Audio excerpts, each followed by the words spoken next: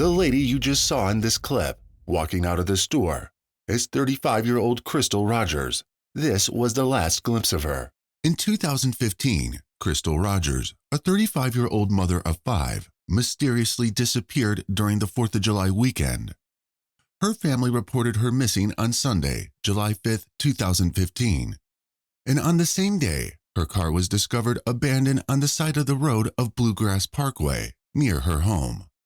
The vehicle had a flat tire, with her keys in the ignition, and her phone and purse had been left behind. Tragically, Crystal never returned, and despite having a few potential suspects, the case remained unsolved in the following months. The situation took a dark turn on November 19, 2016, a mere 16 months after Crystal's puzzling disappearance. During a hunting trip on their family property in Bardstown, Crystal's father, 54-year-old Tommy Ballard, was fatally shot. Interestingly, while the official investigation into Crystal's case had hit a standstill, Tommy had been actively pursuing his own inquiries into his daughter's fate. Did Tommy's quest for truth bring him too close to dangerous secrets, leading to his untimely demise? Or were these two incidents completely unrelated? And what truly happened to Crystal? Nestled in the heart of the Bluegrass State, Bardstown, Kentucky is a charming and historic gem that beautifully showcases the essence of Southern hospitality and rich American heritage. This quaint town, with its well-preserved 19th century architecture, exudes a sense of timelessness, offering visitors a glimpse into the past. Known as the bourbon capital of the world, Bardstown is a place where rolling green hills meet the famous Kentucky Bourbon Trail, making it a haven for whiskey enthusiasts. However, Bardstown is not just renowned for its bourbon. In 2012, this place was named the most beautiful small town in America in the Best of the Road competition, sponsored by USA Today. Regrettably, from 2013 onwards, this idyllic hamlet experienced a darker chapter, marred by a series of unsolved murders, casting a somber shadow over its once peaceful streets. Nonetheless, it was the supposed safest haven for Crystal Rogers and her family, who had been longtime residents of the area. Born on April 4, 1980 in Bardstown, Kentucky, Crystal Maria Ballard entered the world as the eldest child of Tommy and Sherry Ballard. Growing up with her brother Casey and sister Brooke, Crystal formed strong bonds with her family, particularly sharing a special connection with her father, Tommy. Described as a daddy's girl, she would turn to him whenever she faced challenges, knowing he would go to any lengths to support her. Crystal's character was marked by qualities of fun, care, happiness, humility, and beauty. Her friends attested to her amazing personality, depicting her as the ultimate friend, always willing to drop everything to help others without expecting anything in return. Known for her selflessness, Crystal was the type to give the shirt off her back if someone needed it, all while maintaining a straightforward and unapologetic honesty in her interactions. Crystal is my oldest. Growing up, she made friends easy, but she was just always shy, very down-to-earth girl. Me and Crystal always was close. I was very lucky to have her for a daughter. Sister, was she a mama's girl? She probably was, but she was a dad. She knew if she needed something, she'd go to her daddy. Unfortunately, we do not know much about her background. However, what we do know is that she married a man named Keith Rogers when she was quite young. With Keith, Crystal had 3 daughters and a son. However, her marriage didn't stand the test of time, and after the birth of her 4th child, Crystal decided to part ways with her husband. Despite the separation, they shared a good relationship, and she retained his last name. Even though the two shared custody, the children mostly stayed with their mother. Crystal was fortunate to have a supportive family who did their best to help. However, she and her children required their own place to live. Following her separation from Keith in 2012, Crystal rented a house from Brooks Houck, an affluent construction businessman in Bardstown. And then when Crystal moved into his rental house and got to know him, she said that she was going to go on a date with him. Brooks received a warm welcome into the Ballard home, as someone they believed could be an ideal match for their daughter. Their relationship progressed rapidly, and soon they were living together with Crystal's 4 children. In 2013, their family expanded when Crystal gave birth to Brooks' son, Eli. Crystal was an exceptional mother, always prioritizing her kids. She was fiercely protective of her children and expressed displeasure if anyone else attempted to discipline them. Despite growing up with her strict mother, Sherry, Crystal was very easygoing and loving with all of her kids. It's not easy to raise 5 children, but Crystal never complained, even when juggling multiple jobs to make ends meet. Despite the size of their family, financial difficulties weren't a concern. The Houck family held prominence in the small community of Bardstown, owning multiple properties alongside their construction business. Brooks's brother, Nick Houck, worked in the Bardstown police, and in 2014, Brooks himself ran for the position of sheriff in Nelson County. My name is Brooks Houck, and I look forward to becoming your next Nelson County Sheriff. I'm a proud native of Nelson County, and my family and I are excited about what the future holds for our community. Despite appearances, Crystal's family sensed something amiss in Brooks. It had all the makings of a toxic relationship. Crystal had 5 children. The baby, Eli, that she has with Brooks Houck. She was with that child 24 hours a day. Brooks was a good father to Eli, but her other children, he did not accept them like his own. Brooks treated Crystal's other 4 children differently than Eli, showing less love and care toward them. Living together didn't translate into shared responsibilities for all the children. While they split grocery expenses, Brooks only contributed to Eli's needs, leaving Crystal to cover the cost for her other 4 children with her own money. While there can be some understanding when it comes to covering the expenses for 4 children, given that it's a considerable number, Brooks's approach struck Crystal's family as excessively extreme. Crystal and Brooks also had multiple disagreements, and he attempted to restrict her from spending time with friends and family. Though her family was worried about her situation, she was still willing to work on the relationship for the sake of her children. Independence Day festivities in America are synonymous with parades, fireworks, barbecues, concerts, and most importantly, family reunions. In Bardstown as well, the 4th of July occasion of 2015 was no exception, as residents indulged in the customary celebrations. However, it was a different story for Crystal's family. Little did they know that this festive occasion would mark the beginning of an agonizing ordeal for them, one that would endure for years. On July 3, 2015, Sherry Ballard received a text from Crystal's 14-year-old daughter, Kylie, inquiring if she had heard from Crystal. She asked me if I'd talked to her mom. So I just picked up my phone, I texted Crystal, and I said, "You need to text Kylie, she's looking for you." Typically, Crystal was prompt in her responses, so Sherry initially didn't think much of it and carried on with her day.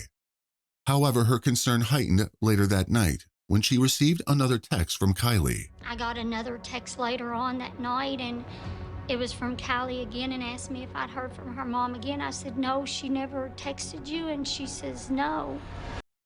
The growing unease set in, as it was highly unusual for Crystal to remain unresponsive for an extended period. Over the next 2 days, family and friends anxiously attempted to contact Crystal, but there was no response.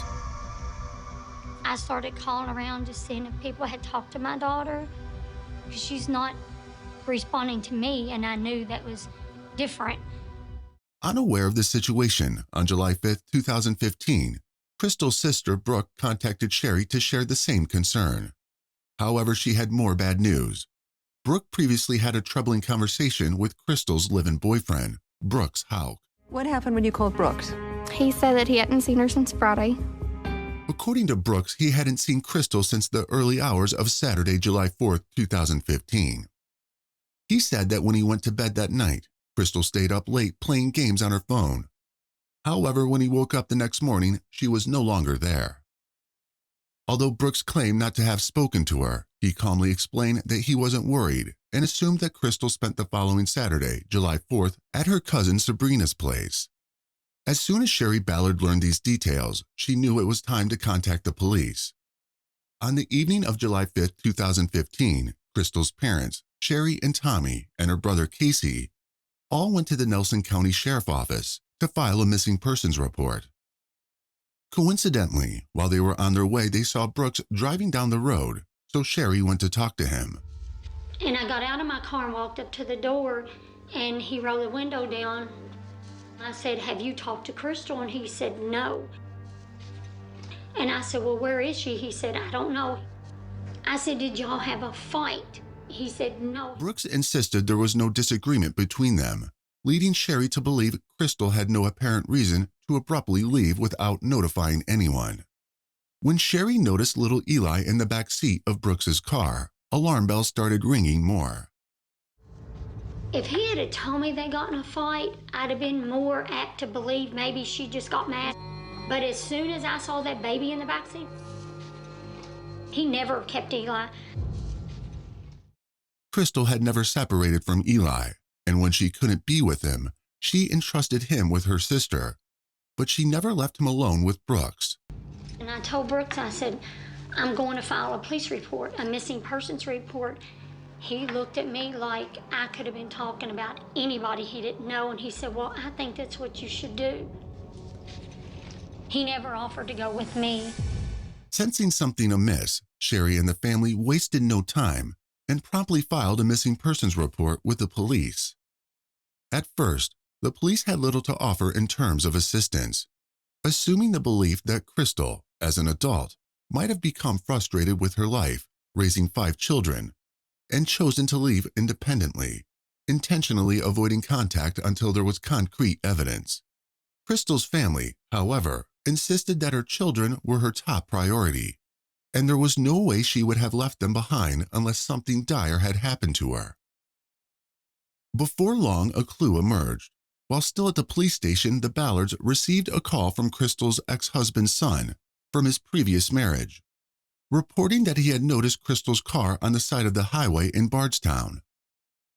To verify this information, Casey and Tommy promptly went to the location, and indeed Crystal's 2007 maroon Chevrolet Impala was discovered, abandoned near mile marker 14 of the Bluegrass Parkway. Immediately they sensed something was wrong. The car had a flat tire, yet the keys were left in the ignition.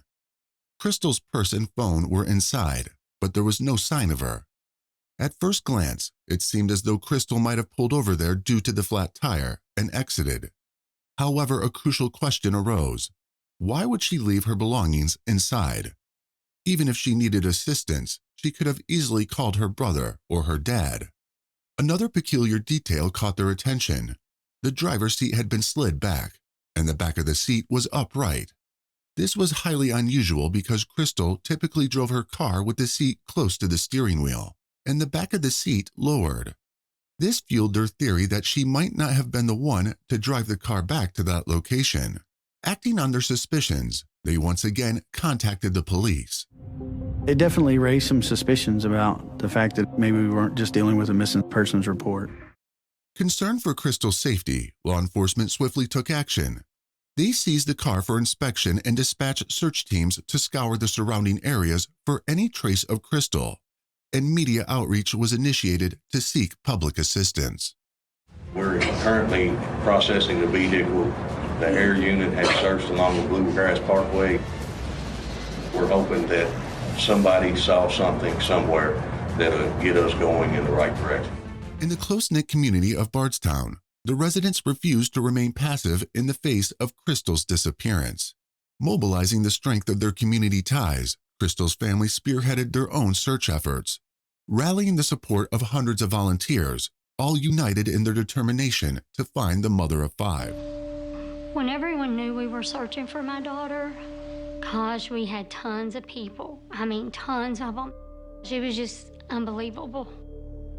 If we asked for it, it's like they were the hero.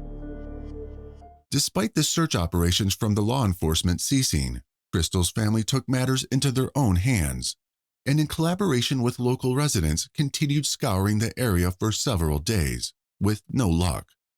Tommy, Crystal's father, dedicated all his time to finding his daughter, initiating his investigation by gathering information and raising awareness about the case. But there was one person absent from the collective endeavor: Crystal's boyfriend, Brooks. Did her boyfriend Brooks ever join in the search for her? Never. Never. Not from day one. He never lifted a finger to do anything as far as those searches went. Crystal's family voiced their suspicion about Brooks right from the outset. Not only was Brooks the last person known to have seen Crystal, but he also failed to provide any assistance in the search efforts or display genuine concern for her well-being. The family strongly believed that Brooks held more information than he was letting on. Taking their concerns public, Crystal's parents went to the media to express their suspicions. When her case was featured on the Nancy Grace Show, Brooks consented to an exclusive call. Joining me right now, in addition to her parents, Tom and Sherry Ballard, her boyfriend that she lived with, they're in their 3-bedroom suburban home. Brooks Houck is with us. So, Brooks, you go to bed, and she's still playing games on her phone. The next morning, around 8 o'clock, you notice that she's missing. Did you report her missing? No, ma'am. Why? That is a great question, and one that I definitely want to hit the public and the media. I was not in the least little bit alarmed in any way, shape, or form. We have had a stressed relationship at times, and one of the ways that Crystal has always chose to cope or to deal with that is by going to a young woman's named Sabrina. That is her cousin, her dad's brother's daughter, whom she's very close to. She spent the night there on several occasions. When you say several, do you mean 1, 3, 20? In the neighborhood of 4 to 6. Okay, like that. To Tom and Sherry Ballard, were you aware of that? Do you know who Sabrina is?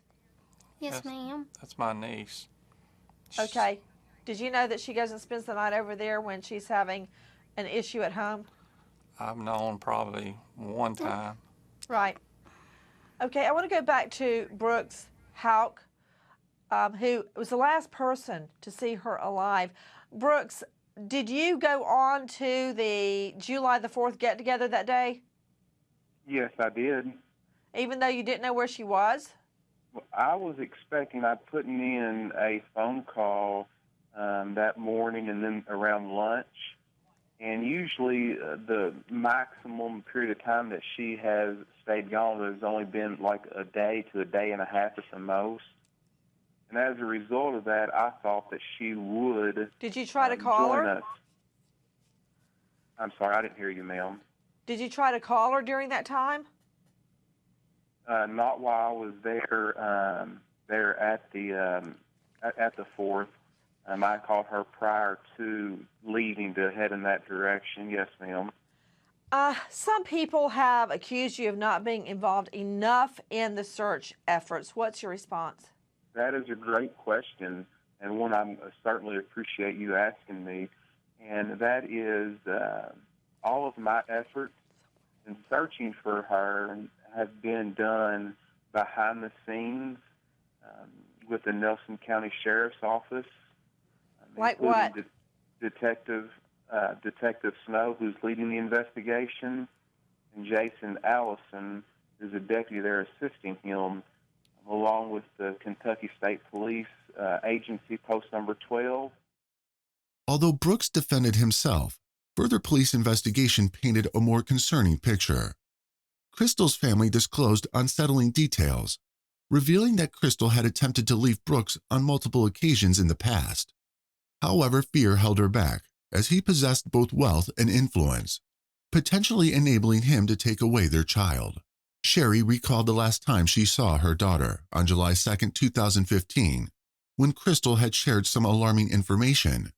She revealed that she had learned from others that Brooks was renting his properties for cash, evading taxes, and had been dishonest about his tax payments. She looked at me out of the blue, just out of the blue. We were not talking about that. And she's like, Mom, he thinks I'm an idiot. She said, but I have everything. She said, I have all of his rentals. I have his tax papers. I have everything. And she said, and I hid that. And To this day, Fallon, if I have one big, huge regret, it's because I did not ask her where. Crystal further confided in Sherry about her plans to leave Brooks and her job assisting him with the rental properties. This revelation intensified the concerns already raised, but there was another layer to this unfolding mystery. Coincidentally, Crystal wasn't the sole woman in her family to go missing under mysterious circumstances. Her disappearance bore an eerie similarity to that of her aunt, who vanished nearly 5 decades ago. In January 1979, Crystal's 19-year-old aunt, Sherry Ballard Barnes, had mysteriously disappeared from Bardstown. Her vehicle was discovered submerged in the Ohio River a week after her disappearance, but investigators found no trace of the teenager. At the time, Sherry was 7.5 months pregnant. Tragically, Sherry's remains, along with those of her unborn child, were unearthed in a rural area 3 years later, in August 1983. Following this, Sherry's husband, Edsel Eddie Barnes, faced legal consequences in connection with her death. He was arrested and ultimately convicted in 1984 for hiring his friend George Weir to kill his estranged wife, so he would not have to pay child support. Eddie was eventually sentenced to life in prison. Disturbingly, Crystal had once found herself in an uncomfortable situation with Brooks when he inquired about the murder of Sherry Ballard Barnes. She later confided in her mother about how strange that conversation had been.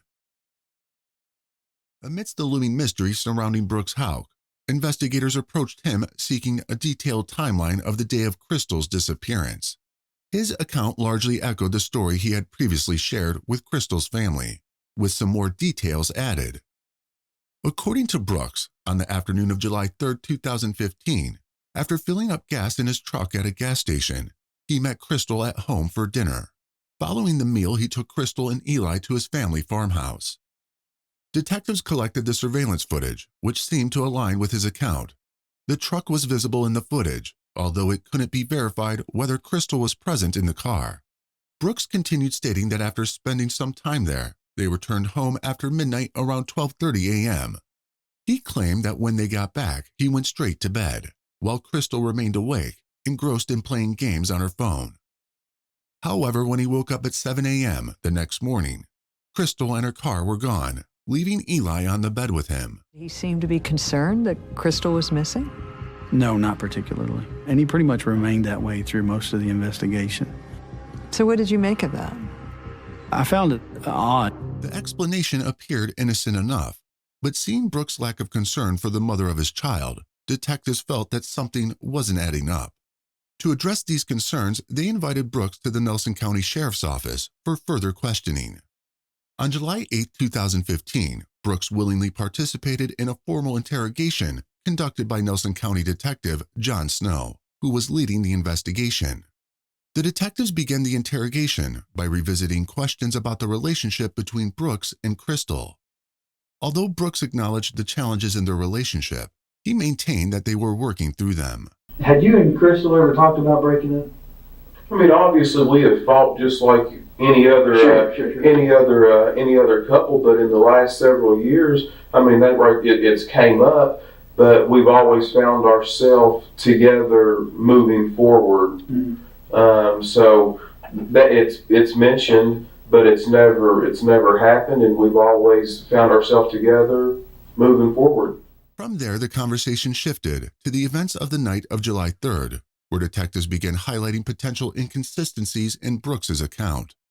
And so do you remember, or did you go straight home on Friday night, or did y'all stop somewhere? Or, because I'm thinking if that's their normal 7, 8 o'clock in the evening, it might be dinner time. Did you stop and eat something, or did you go straight home? We did not eat anything. I went straight home. Okay.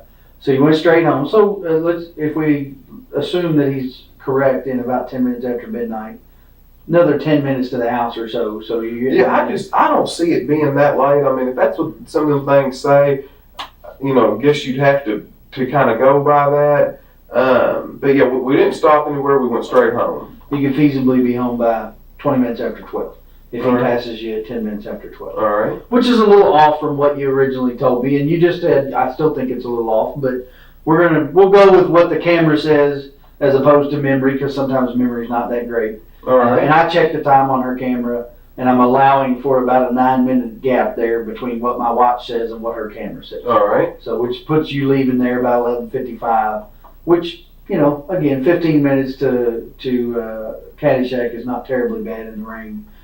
So it could have been that he passed you at 10 minutes after midnight, putting you home roughly 20 minutes after 12. All right. Fair enough? Yes. So you guys get home 20 minutes after 12, right there, thereabouts. I think you said you went to bed first. Do you remember about how long you were home before you went to bed? I went to bed immediately. So when you guys got in, you went and did your nightly routine, and you're going to bed.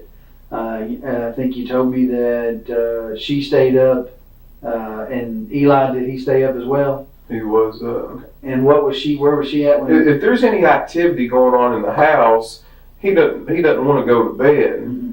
If everybody turned the lights out and we just got in the bed, he's going to follow us in there and lay down with us. But if I go to bed and she stays up, he's not going to come in there to bed till all the lights are out and then she goes to bed. If I was doing something like that and she was in the bed, he's going to stay up with me until the lights are out, until I go in there. Do you see what I'm... Sure. Yeah. So that's what so he's going to stay up with Mom. So you go to bed, she stays up. What's she doing? She's just on her phone playing, I don't know what game, but she normally plays a game. Right. Some kind. She's got several of them on there, but I don't know which one. Okay. So she's on her phone, messing around, doing whatever, and you go to bed. Do you know what time Eli came to bed, or she put him into bed? I don't know. So what time do you think you got up on Saturday morning? I probably woke up around, in between that time, like 6 or 7 o'clock, and then I left. I did my normal thing, changed my clothes, put my clothes on, and headed out. Shortly after that, Detective Snow focused on a specific detail during his questioning of Brooks. Brooks's phone log indicated that he received a call around midnight when he and Crystal were purportedly on their way home. The detectives were keen to know the identity of the caller, especially since the call lasted only 13 seconds. Brooks claimed he couldn't remember the caller, but offered to redial the number in the detective's presence. The call was traced to a man named Steve Lawson, an employee of Brooks' house. Surprisingly, this call would become a pivotal piece of evidence, but not in the way anyone would have anticipated. Saying that, but hey, I need your help while I got you on the phone here. Do you remember the other night you called me really, really late, and I forgot what you asked me. Can you? I guess we wasn't on the phone. I might have been tired. I know it was pretty late at night. Can you remember what you asked me or what you were after? I can't remember. Yes, sir, I can. I called to ask you for them numbers for a house. Oh, for a rental house. Yes, sir, I did. And what did I forgot? What did I tell you? You told me that you would call, what's her name, Katie or whatever, she handles all that. Crystal. Crystal, okay, I apologize. Yeah. And you said she handles all that, and that you would get back with me on it. All right, thank you so much now. Hey, if there's anything I can do, you give me a call. Thank you. You have a good night now. Yes, sir. God bless you. Thank you. In the call, Steve mentioned that Brooks needed to contact Crystal before providing information about the rental properties, as she was the one handling those affairs. This statement raised eyebrows, considering Brooks claimed Crystal was right beside him. Seeking clarification, Detective Snow delved deeper into the matter. So that begs a question in my mind. All right. If she's in the truck next to you when he called, why would you need to call her about getting numbers for rental property? Because being that late at night, we're headed to the house. I just wouldn't. She normally's not going to deal with stuff that late. And I mean, I probably didn't even look at the phone to see who it was calling me. I'm sure I just answered it. But he said you told him that you'd need to call her. All right. Why would you need to call her? I mean, that's an odd phrase for someone who's sitting next to you in the truck. Do you understand? You see what I'm saying? Yeah, I see exactly what you're saying. But I mean, that's what if that right there is what I told him, that right there is what I told him. We wasn't on the phone that long, but normally I would just, she handles all that, and that's what I would do. She's not going to want to mess with that kind of stuff that late. I'm sure I'll probably try to answer the phone really quickly, so that it wouldn't, a lot of times after I get moving, Eli goes to sleep, you know. Sometimes he goes to sleep in the truck, sometimes he doesn't. So if you want to call him, you got his number and everything. If you want to call him, you know, you can call him. But before the interrogation could progress further, it was abruptly halted when Brooks received a call from his brother, Nick Hauk, a Bardstown police officer. Well, okay. So I guess where I go from here, we're still getting video from different places, you know, that along that route. Can I get this? Sure. Hello? No. I'm up here. I know that you didn't know. I'm up here in this interview with the Detective Snow. I've been up here a good little while.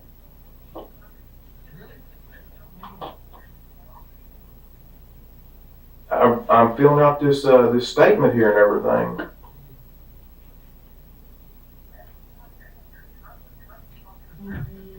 Are you telling me that's what I need to do?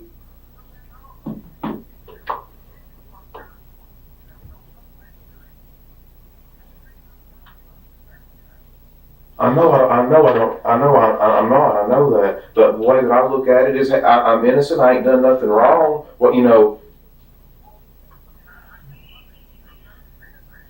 I know you told me innocent people have got jammed up, but if you're telling me to leave, I'll get up and leave. If you want me to.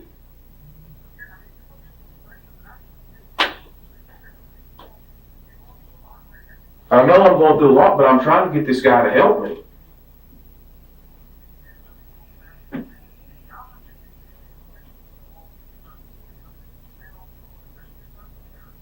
I don't think she's ran off with some other guy. I don't believe that. You can't make me think that. No.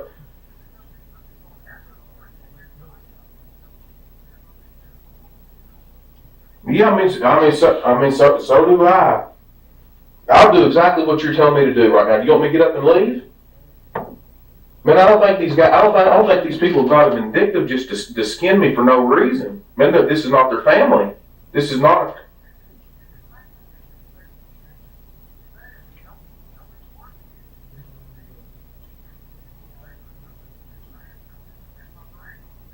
All right, thank you. He thinks y'all are gonna fuck is what he thinks. I don't know who he is. Nick, my brother. If you want to go, you're free. No, I know that, but I'm not. He just said just to keep sitting up here to give a statement, do an interview, whatever I got to do it. But he said, darn, just to keep just letting them just beat you to death over this right here. Just ask what you got to ask and let you know. It was clear that Nick didn't want Brooks to continue speaking with the detectives. He instructed Brooks to leave, and Brooks promptly followed his brother's advice, leaving the interrogation unfinished. Since there was no solid proof against Brooks, he was free to go. Brooks had previously taken a polygraph, so the detectives were waiting on that result. But unfortunately, it came back inconclusive. They knew that to solve this case, they had to dig deeper.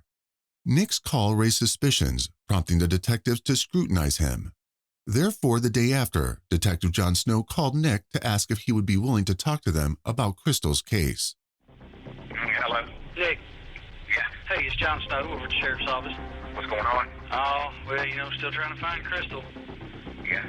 Hey, do you mind, are you busy right now? Do you mind to come down and talk to me? Man, I really don't have any information to give you. I think Brooks has been completely cooperative. If I had anything at all to give him, and I'd be the first one to be there. So you're not going to come down here and talk to me? That's correct. Okay, then. Despite Nick's denial, detectives kept an eye on him. They soon discovered an interesting piece of information.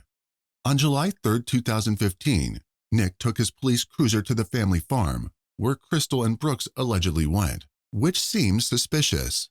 They decided to search the car with dogs, and surprisingly they got a hit on the cruiser's quarter panel, indicating the presence of bodily fluids.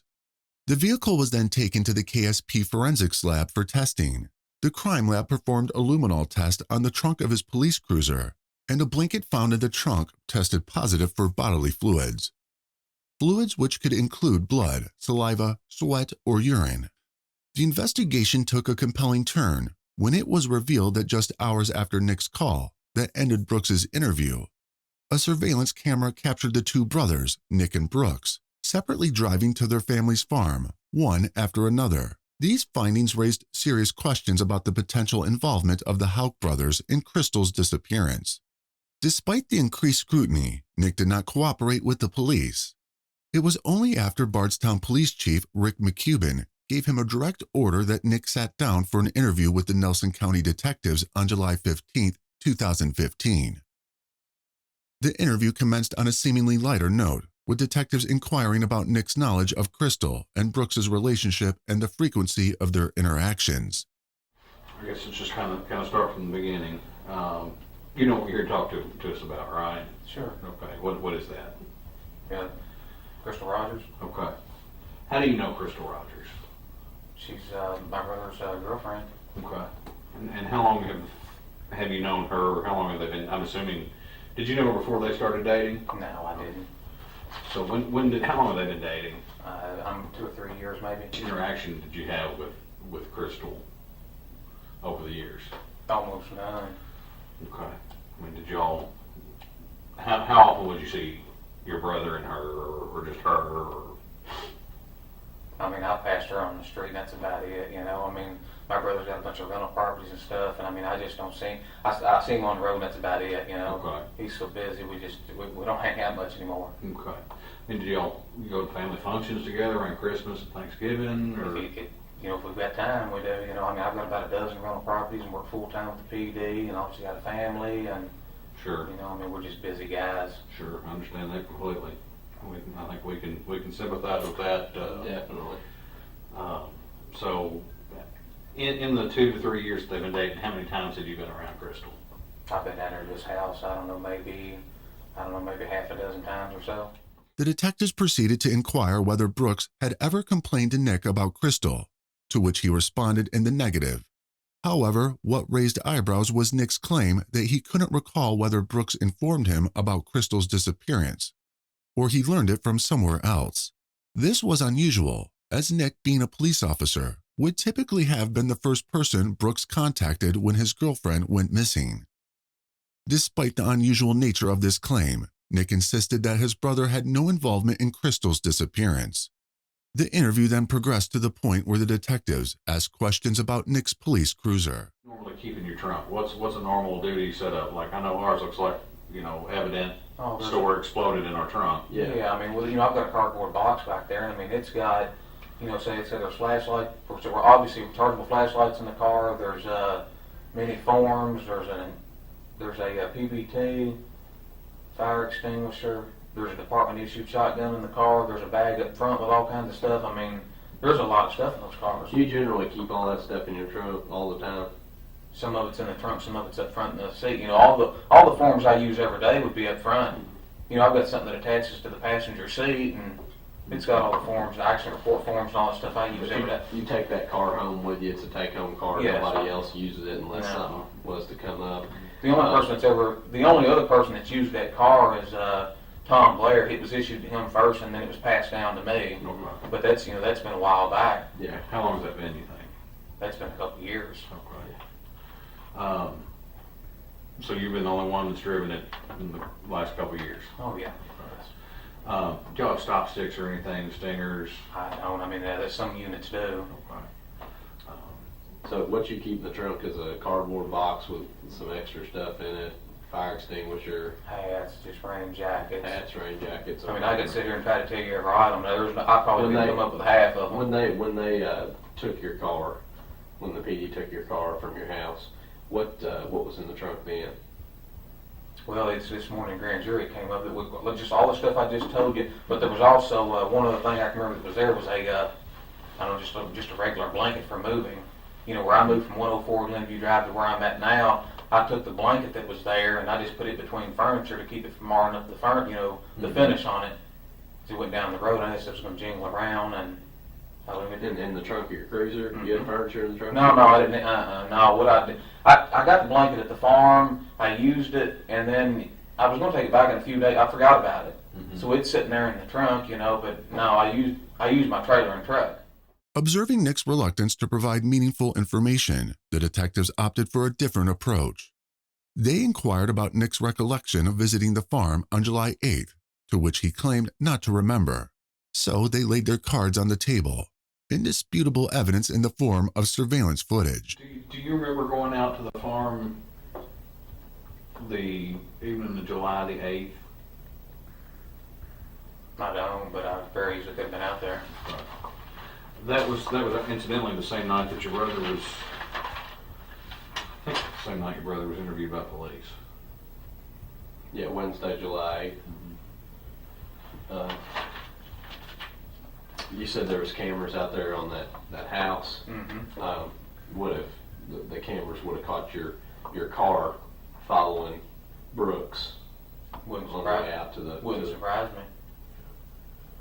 But you said generally, you would just go out to the farm and you would just meet him there. On this occasion, you all both went Well, together. usually I don't meet him there. I mean, he's just out there doing his own thing, and then I go out there and do my own thing. I mean. Well, if that's what happened that night, it would have been just perfect timing that you were following right behind him, that you just so happened to meet him at the farm. I see what you're saying. Okay. So think back. Was there a time that you all both went out there at the same time for a specific reason? Not that I recall. So it just would have been coincidence that your car was following right behind his truck when it passed by that camera going to the farm? Yeah, that's happened before. So this night in particular, it would have been, you would have left after dark. Y'all came together and you would have left after dark. Do you remember that night? Easily could have. Okay. Do you remember it? No, really I don't. Okay. Do you remember, were you all in the skid house? Were you at your mom's talking? No, I can't even remember what he was doing. It was the 8th, it's the 15th, I don't. Do you remember being out there with him at the farm that evening? I think I remember seeing him out there. Okay, so you didn't. You're saying you didn't intentionally follow him out there, and did you all leave? Do you remember leaving together? Why did he leave earlier or you leave earlier? Do you remember? I don't have any idea. Did you leave first or did he leave first? I don't know. But you remember, it's just been a week ago. Driving down past Ballard, your car behind his truck. You got to turn in the farm there. Do you remember? Can you go back and put that in your head, just driving down that road and you see your brother in front of you? What happened after that? I can't. The detectives found Nick's inability to recall the events of that day at the farmhouse with Brooks, even though it had only been a week, to be highly peculiar. They began to entertain the possibility that Nick might be intentionally withholding information. After a short break, they returned to the topic of Nick's police cruiser, this time disclosing information about the luminol test. I guess to kind of jump back to the cruiser here for a minute. Is there any reason that there'd be any blood in the trunk of your cruiser? No reason at all. So you don't transport any biological evidence on a regular basis? When's the last scene that you had somebody that was bleeding?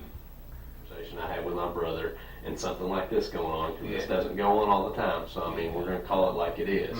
Is it you don't want to remember or can you remember? I can't remember. How long has it been?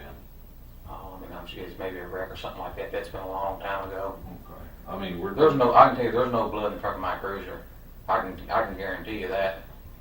Okay. Now, what about on anything that was in your trunk? Would there have been blood on anything that was in your trunk? There's no way. Absolutely none. Nick consistently denied the presence of blood in his vehicle, while the detectives lacked a direct link connecting Nick to Crystal's case. They remained unsatisfied with his responses, so they requested that he undergo a polygraph test, and, to their surprise, he agreed. When the results came back, Nick was brought back for another round of questioning. This interrogation started off with the detective revealing the polygraph test results to Nick, stating that he had not been 100% honest. As it turned out, he had failed the polygraph test. It was determined that he had lied in answering the questions about Crystal, particularly the one about whether or not he knew where she was. Just so you know the facts. That's the results on your test. Deception indicated 100%, and then greater than 99. What's greater than 99? 100, right? What are the questions? Do you know where Crystal is right now? Are you hiding any information about what happened to Crystal? See, you didn't tell me the truth on both of those questions. So, I mean, I'm telling the truth. I'm not going to sit here and make up a bunch of stuff and try to read techniques with you. We're past that. So the cat's out of the bag as far as your guilty knowledge of what happened here. And again, I'm not going to play the games with you as the detective doing all the read stuff and everything else. I'm telling you, it's two individuals who know the way investigations work, what the facts are. And the time is now, today, to start fixing this problem. To elicit a reaction, the detectives presented a hypothetical scenario suggesting that Brooks might have killed Crystal, and Nick assisted in disposing of the body. In response, Nick vehemently denied any involvement, expressing strong objections. I mean, do we need to take this any further? I would like to take it to the truth. That's the whole reason we're here. Is the test though? I mean, you're talking crazy. Well, I mean, you're talking crazy. Was that your rehearsed response to what was going to happen today? Because it sure sounds like it. I don't know what it sounds like. I'm just telling you. Well, I'm telling you what it is. You're talking crazy. What's crazy about it? Explain to me. The accusations you're making. Yeah, I'm saying you're not involved in this. Absolutely not. Well, none. You already told me that. That's why we did the polygraph, to find out. Well, now we both know. I told you what now? You told me before you had nothing to do with it. Right? Yes. Well, now we're past that, because I've already shown that you did have something to do with it. I don't know what the test... I just showed you. Okay, I just showed it to you. But I'm telling you, I did have... And I'm telling you you're lying. I mean, I can't make it any... I'm not trying to hurt your feelings, but I'm just telling you the truth. That's what I'm doing to you. I'm telling you the truth. No, you're not. We're past that. I've already shown you. I've taken the polygraph. Do you have anything else for me? Because, I mean, I'm not going to sit here and... We're not going to go back and forth like this. You do whatever you want to do. I said I'm I want to cooperate with you. I mean, I'm not here... Tell me what happened. Tell me what you know. I don't know anything. We're past that. You've already shown me that you do. I know nothing. Despite maintaining that he had no information about Crystal's location and was not involved in her disappearance, Nick's demeanor during this interview was noticeably agitated, a stark difference from his calm and composed behavior in the initial interview. Since polygraph tests are not admissible as evidence in court, the detectives had to release Nick despite their strong suspicions against him. Just months after this incident, on October 16, 2015, Bardstown Mayor John Royalty, Police Chief Rick McCubbin, and City Attorney Tim Butler held a press conference, announcing that Nick Houck was fired for interfering with an ongoing investigation into Crystal Rogers' disappearance. However, he was not named a suspect in that case. Earlier today, he issued a final order, which I believe you all have a copy of, and that order terminates Officer Houck from the Bardstown Police Department. Chief McCubbin, you're probably disappointed in the actions by Mr. Houck. Can you talk about your reaction? Well, yeah, disappointed, obviously. And it's certainly not a happy day for any of us involved at all, that we're even having to address this. But I think in the order, I hope it addresses a lot of my feelings, what I looked at. What we don't have is I know many of you have asked, the charging documents that I submitted to the mayor, Officer Houck, which now that it's adjudicated or public record. And I lined out a lot of stuff in that would probably, address that. This is a case really where it's as much for what a police officer didn't do as much as what he did do, if that makes sense. I looked at it from my perspective that did something to hinder the investigation, whereas in other respects he didn't cooperate with the investigation, and that's laid out in that statement. But as far as I know, in terms of the sin of commission, where he took some sort of action, I think that would be the only one that I'm aware of. Yeah, it's and he really, I guess if you think about it, he injected himself into this. He made that call. He was not necessarily on the radar, but by him making that call, he therefore entered into the entire investigation. That, yes, of course, that was the first and really only forward-moving thing that he did. The rest of it was more of in a passive way. His lack of candor stood out to me as much as anything. And like I said, it's a lot of what he didn't do as much as what he did do. Later on that same day, Brooks Houck was officially designated as a suspect in the investigation into Crystal's disappearance by the Nelson County detectives. Moreover, they stated that they considered it not merely a case of disappearance, but rather one of homicide, operating on the presumption that Crystal had already met an unfortunate fate. Unfortunately, despite being identified as the primary suspect, investigators struggled to unearth conclusive evidence directly linking him to the case. Consequently, he remained at large, evading both incarceration and media scrutiny. Things, however, were different for the Ballard family. Not only were Crystal's parents and other loved ones appearing on locally and nationally syndicated television programs, but they were also arranging searches through the region, especially surrounding the location where Crystal's vehicle had been found. Tommy, Crystal's father, went to great lengths to raise awareness about Crystal's disappearance by orchestrating the placement of numerous signs across Bardstown. Virtually every street corner in the town featured a poster or flyer adorned with Crystal's face and name. The entire town was saturated with reminders of the missing woman, making it impossible to travel from one part of the town to another without encountering her story. Tommy even had the image and information about her painted on the pickup truck, transforming it into a moving billboard. He spared no expense in his relentless pursuit for answers. He devoted their family savings to deploying cadaver dogs and hiring private investigators. Additionally, rewards were announced as an incentive for anyone with potential leads to come forward. Sadly, none of these efforts yielded any tangible leads. For the next several months, Tommy persisted in maintaining hope for his missing daughter. Despite the lack of significant progress, he tirelessly organized one search after another, determined to broaden their scope, even if it meant venturing beyond state borders. Actively taking charge, he frequently spearheaded local search missions in rural outskirts surrounding Bardstown, mobilizing dozens, if not hundreds of volunteers at a time. Tommy documented every detail that he deemed relevant, whether it be a peculiar object discovered during searches or local rumors circulating in town. It became apparent that he was conducting his own independent investigation, turning his quest for his missing daughter into a full-time commitment. What was it like to watch your brother in action?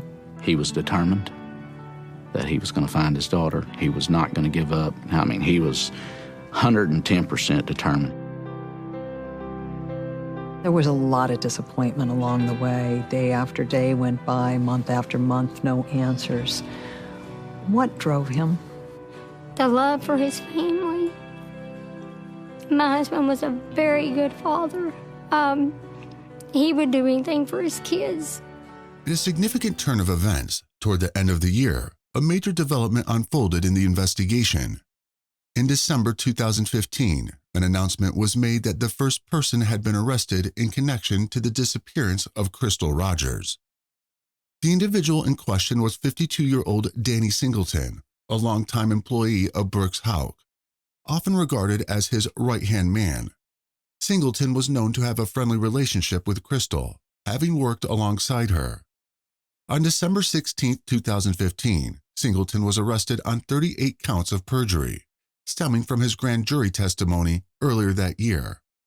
Detectives alleged that he had repeatedly lied under oath. Ultimately, he pleaded guilty to lesser counts of false swearing the following year, serving approximately 8 months in jail. He completed the rest of his sentence on probation. Whether he cooperated with investigators or provided any evidence against his friend and employer, Brooks Houck, remain undisclosed. Entering 2016, the investigation saw another significant breakthrough. A white Buick emerged as a crucial piece of evidence when authorities received a tip about a suspicious car, potentially linked to the case. Witnesses reportedly observed the vehicle, a white Buick, parked at the Houck farm on the night Crystal disappeared. This vehicle was identified as belonging to the Houck brothers' grandmother, Anna Whitesides.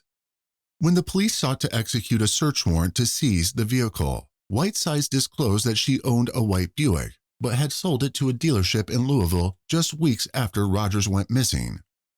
Subsequently, authorities issued a subpoena for the 82-year-old woman, to testify before a grand jury, seeking an explanation for why she disposed of the car immediately after Crystal's disappearance.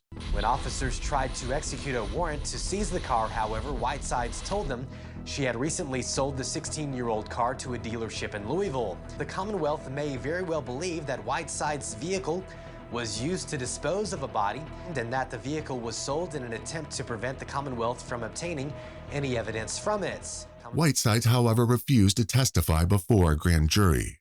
Her attorney, Jason Floyd, contended that her statement to the police, along with information from the car buyer, sufficed. Subsequently, a judge decided to maintain confidentiality regarding all future proceedings involving Whitesides. In August 2016, Kentucky State Police conducted multiple searches on Whitesides' properties, hoping to uncover any clues, but unfortunately, the searches yielded no results. Amidst these developments, Tommy Ballard appeared to grow somewhat paranoid. In 2016, he became a fervent advocate for safety, caution, and routine. He urged family members to install security cameras at their homes and regularly carry firearms. Aside from promoting good habits like checking locks, he seemed to be experiencing heightened stress and anxiety. Tommy went so far as to install a dash cam in his truck, recording his movements on a regular basis. In the fall of 2016, Tommy confided in his wife, Sherry, that he was certain he was being followed.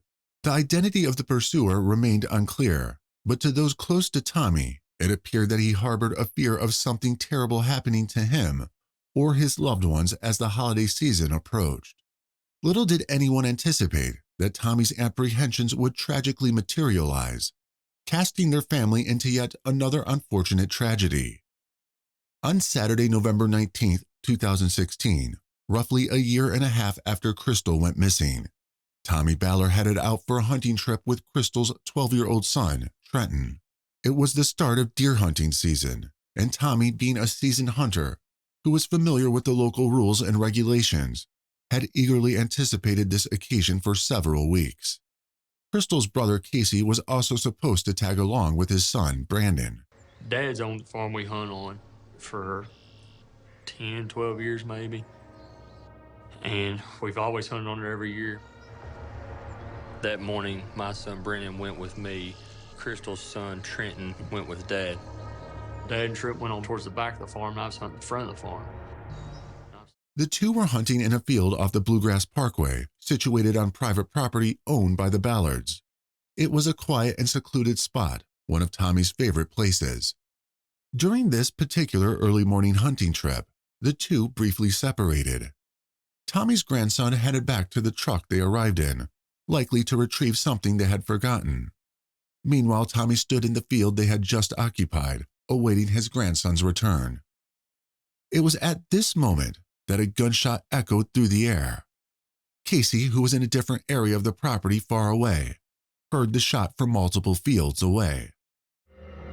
I pulled up to the front of our farm there and into the edge of the woods, and it was still dark, and I heard a gunshot. Tommy called out to his grandson, and once they both reached him, Tommy mentioned that he had been struck by something. He instructed Trenton to seek assistance, and the 11-year-old hurriedly went to summon help by contacting family members and alerting authorities to the scene. My phone rings, and when I picked up the phone and answered it, it was Trenton. I just heard him say, "Mama, Papa's been shot." My phone started ringing. It was Trenton on the phone, and he was screaming. And I told him, I was like, "Just stay right there, Trenton." I said, "I'm on my way." I was panicking, I was trying to throw my clothes on and get ready, and I went in the bathroom. I told Trenton, I said, and I ran over and I knelt down to Tommy, and I shook him. And I just begged him to get up. By the time emergency services arrived, it was already too late to save Tommy Ballard. He succumbed to the gunshot wound just moments later, having been struck once in the center of his torso, with the bullet exiting through his back.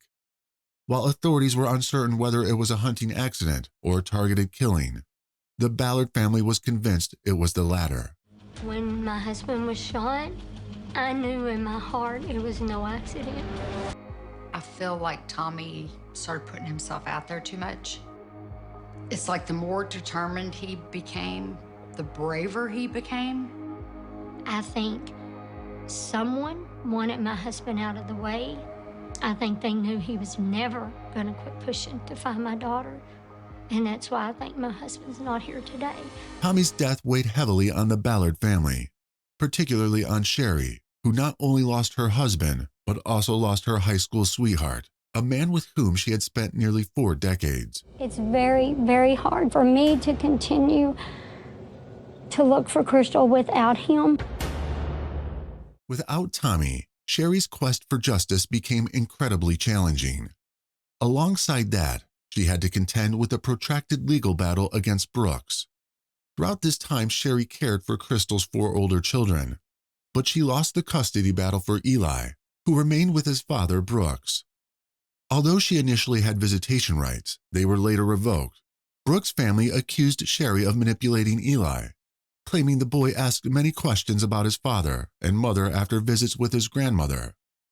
In response, Sherry maintained her belief that Brooks was involved in Crystal's death, but asserted that she would never act against Eli's best interest. Despite requesting supervised visits, her pleas were denied. In 2017, Crystal's case was handed over to the Kentucky State Police, but progress remained slow. However, just when it seemed all hope was lost, a helping hand emerged. Oxygen Media decided to produce a documentary series on Crystal Rogers' disappearance. The show's host, Emmy-nominated reporter Stephanie Bauer, reached out to Crystal's family and began delving into the investigation. My name is Stephanie Bauer. I've been a reporter for over a decade and covered notorious crimes across the country. I've come to Bardstown, Kentucky to see if I can find out what happened to Crystal Rogers. She also enlisted the expertise of veteran homicide detective Dwayne Stanton, who boasts a wealth of experience, having worked on celebrity cases and over 750 homicide investigations. Together, they embarked on a journey to unravel the mystery of Crystal's disappearance. In their discussions with the Ballard family, they discovered that authorities had returned Crystal's car after processing it. Since then, the car had been preserved in the same condition within a storage unit. In their quest for evidence, Stephanie and Detective Dwayne sought assistance from forensics reconstruction specialist Joey Stidham to reprocess the abandoned car. Joey, a former Kentucky State Trooper, informed them that the investigative resources in Kentucky were severely limited. Stephanie, how are you? Nice to see you. Wayne Stanton, MPD, Washington, D.C. Good to meet you. Retired. Thank you, sir. Joey Stidham is a former Kentucky State Police officer, but he now has his own company that specializes in forensic investigations. He revealed that the Kentucky State Police Crime Lab typically only accepts 10 pieces of evidence for testing in murder cases.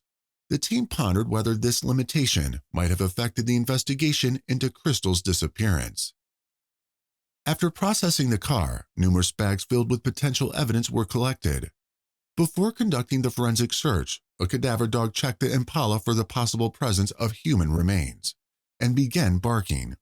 The dog, after sniffing around the car, sat in front of the open trunk and began barking, even jumping inside the trunk, an unusual behavior according to her owner. Following the dog's indication, a luminol test on the trunk revealed a significant stain.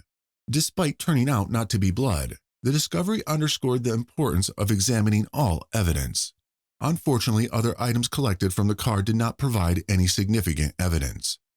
Failing to retrieve evidence from the vehicle, Stephanie and Dwayne turned their attention to Tommy's evidence box, which contained items collected over the 16 months of investigation. Surveillance footage, notes, documents, and more. Countless hours of work were encapsulated in this box. Tommy kept his entire investigation inside of that box. Videotape, locations, addresses, communication, documented, categorized, inventory. I've been doing this 40 years now. I've never seen anything like it. While sifting through the boxes, they uncovered a detail that had not been publicly disclosed. In Walmart surveillance footage from July 3, 2015, Crystal was observed shopping with Eli around 4:30 p.m. This marked the final time Crystal was captured on camera. However, according to a witness account, Crystal was seen returning home at approximately 5 p.m.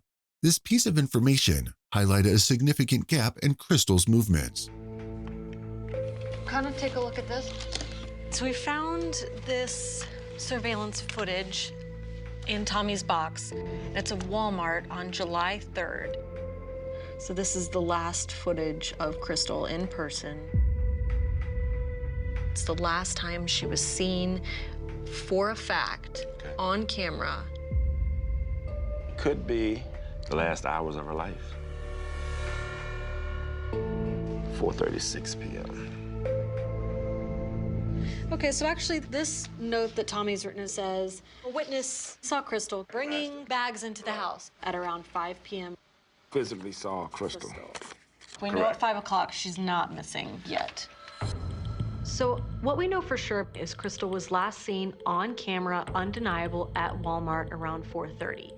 The docuseries also delved into the perceived meticulous planning behind Tommy Ballard's murder, drawing parallels with another unsolved murder in Bardstown concerning the level of planning and execution. Bardstown police officer Jason Ellis was killed on May 25, 2013, just before 3 a.m., as he stopped at the Bluegrass Parkway exit to clear debris from the roadway. This occurred on his way home after completing an overnight shift.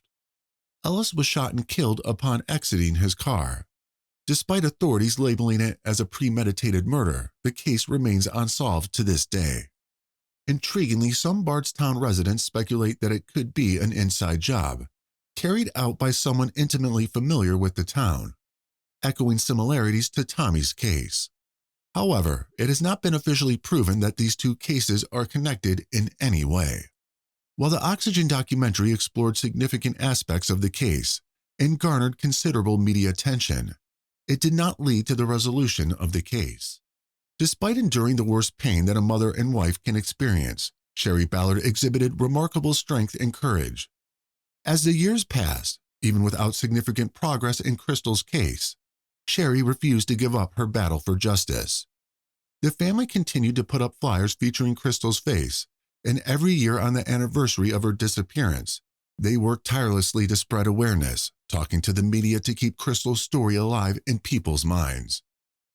However, as the anniversary of Crystal's disappearance in 2017 approached, a peculiar incident occurred. Signs related to the disappearance of Crystal Rogers were mysteriously taken down throughout Bardstown and stolen. Authorities were puzzled by this act, questioning who could have had an interest in such a low-life act. It didn't take long for the Bardstown police to find the responsible individual. In late July 2017, Crystal Maupin, a Bardstown resident, was arrested on the accusation of stealing signs asking for information in Crystal Rogers' disappearance. The connection was not just in their same first names. In fact, Maupin was dating Brooks Houck. Maupin eventually received a 60-day suspended sentence with a 2-year conditional discharge. That means Maupin would be on probation for 2 years, but she would serve 60 days in jail if she violated the terms. In July 2018, Brooks Houck was once again thrust into the limelight when he was charged with unrelated theft charges. WDIV's Fallon Glick explains why he was in court today. Brooks Houck was in court Thursday afternoon after being arraigned on felony theft charges after stealing from Lowe's. Brooks Houck walked into the Nelson County Justice Center with his head held. He pleaded not guilty to the charges and was later acquitted in a jury trial in Nelson County. Despite all these legal troubles, Brooks Houck always stayed out of trouble when it came to Crystal's case. He was the only official suspect in his girlfriend's disappearance. Yet, due to insufficient evidence, he continued to live his life outside. Crystal's family was worried whether there would ever be any breakthrough in the case. Sherry's persistence paid off in 2020 when the FBI took over the case, and immediately there was a new surge of searches. In August 2020, more than 150 federal agents served search warrants at 3 sites owned by Houck and his family members. In August 2021, agents searched a subdivision where Houck owns properties. They reportedly used a cadaver dog during the search, and investigators were seen using a jackhammer on the driveway of a home. The driveway was dug up, and large chunks of it were hauled out of the neighborhood in construction trucks. On September 7, 2021, the FBI announced that the search in Bardstown had concluded, with several items of interest sent to a lab in Virginia for testing. In the same month, a Nelson County grand jury indicted Joseph Lawson, a 32-year-old local man, on charges of conspiracy to commit murder and complicity in tampering with physical evidence. The indictment did not identify any victim, but the dates given for the murder corresponded to Crystal's disappearance. Crystal's relatives confirmed that they had been notified of the indictment prior to it being made public. On October 5, 2023, a significant breakthrough occurred in the case that Crystal's family had been waiting for over 8 long years. Her former boyfriend, Brooks Houck, was arraigned in Nelson Circuit Court on charges of murder and tampering with physical evidence in connection with Crystal's death. Despite her remains never being found, authorities believe she was long dead. The prosecutor revealed that the investigators had recovered a gun sold by Houck's brother under a fake name, a firearm detectives believe could be a match for the murder weapon in the killing of Roger's father, Tommy Ballard. Due to the active nature of this case, detectives have refrained from providing additional details. Currently, Brooks Houck is being held on a $10 million bond at the Hardin County Detention Center in Elizabethtown, Kentucky. After Brooks Houck's arrest, Sherry refrained from making a public comment in the media, adhering to the prosecutor's advice. However, she did share her overwhelming feelings in a Facebook post. Despite this case moving toward justice nearly a decade later, Sherry faces a challenging road ahead. While she may hold no doubt about Brooks's involvement in her mind, the legal principle of innocent until proven guilty prevails. The hope is that she can obtain justice for both her daughter and her husband, initiating a process of healing for herself and the remaining family. Sherry is currently entangled in a prolonged custody battle with the Houck family for Eli, who recently turned 10. The heartbreaking reality is that regardless of the legal outcome, Eli confronts the daunting prospect of growing up without the presence of his mother and potentially his father if he is convicted. This story is exceptionally chilling, with its multitude of aspects and angles each shrouded in secrecy. What are your theories about Crystal's fate? Do you believe Brooks played a role in her disappearance, potentially leading to a tragic end? Should he face conviction, what motives do you think could have driven him to commit such an act? Let us know your thoughts. We'd love to hear from you. If there's a case you'd like us to cover, please let us know your recommendations in the comment box. If you like our content, please like, share, and subscribe to our channel. And if you like this video, here are a few more videos you can check out.